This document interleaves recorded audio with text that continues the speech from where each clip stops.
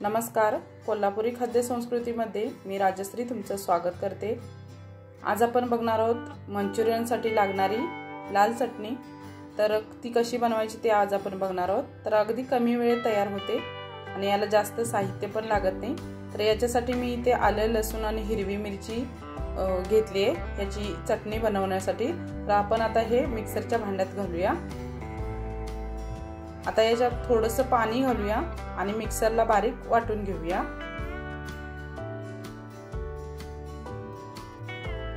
आता मी इथे मिक्सरला बारीक असं वाटून घेतलं। हे बघा, तर आपली चटणी इथे तयार झाली। त्याच्यानंतर इथे गॅसवर भांडं गरम करायला ठेवलं मी। त्याच्यामध्ये अर्धी पळी तेल घातलं। आता आपण वाटून घेतलेली चटणी याच्यात घालूया। तर ही चटणी चांगली आपल्याला तेल सुटेपर्यंत भाजून घ्यायची आहे।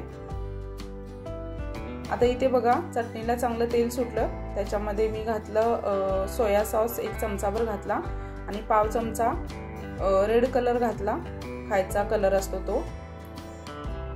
तर आता हे चांगलं मिक्स करून घेऊया। आता मी इथे 2 चमचे कॉर्नफ्लॉवर घेतलं, याच्यात पाणी घालून याची पेस्ट बनवून घेतली। आता ही पेस्ट आपण याच्यामध्ये घालूया आणि चांगलं ढवळून घेऊया। आता याच्यामध्ये घालूया आपण पाव चमचा मीठ। इथे मी पाण्याचं प्रमाण वाढवलं आहे। तुम्हाला जसं चटणी दाटसर किंवा पातळ हवी असेल त्याप्रमाणे तुम्ही पाण्याचं प्रमाण कमी जास्त करू शकता। आता आपण याला चांगली उकळी काढून घेऊया। हे बघा, मस्त अशी याला उकळी आलेली आहे।